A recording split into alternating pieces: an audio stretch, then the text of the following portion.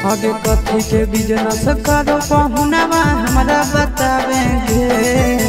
कथी के बिजनेस करो पहुनावा हमरा बतावेंगे। छोड़ी तो हमरा बतावेंगे।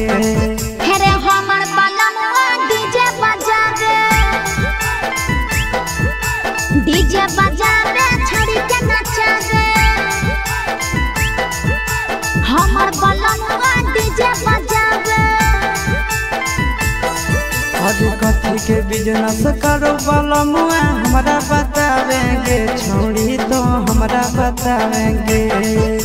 हमर बलमुआ डीजे बजावे छड़ी के नचावे।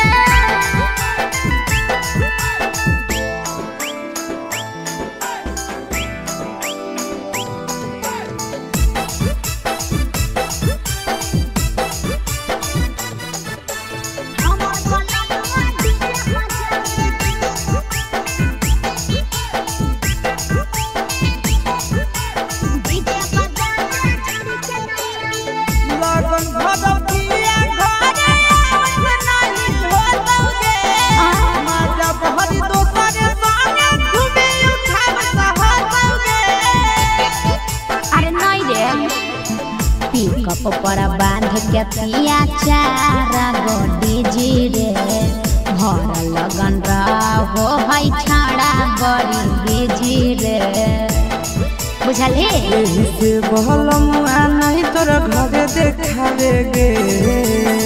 यही से पहुनावा नहीं तोरा घरे देखावेगे। छौड़ी नहीं घरे देखावेगे। अरे हमर बलमुआ डीजे बजावे छौड़ी के नचावे।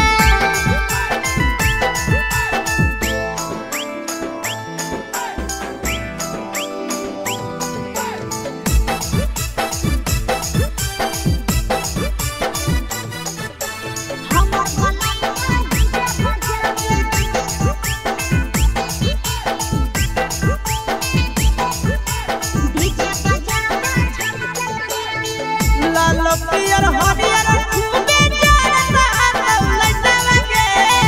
आसी सनंदन के बजता झुमटलगे। पागल कहीं पे सैया वाला डीजे के हमर सभे है दीवाना रे। बाजो है डीजे पर लिखल प्रिंस प्रिया के गाना रे। महीना में कितना दिन ले बुकिंग करावेगे। महीना में कितना दिन ले बुकिंग चलावेगे। छोड़ी आगे बुकिंग करावेगे।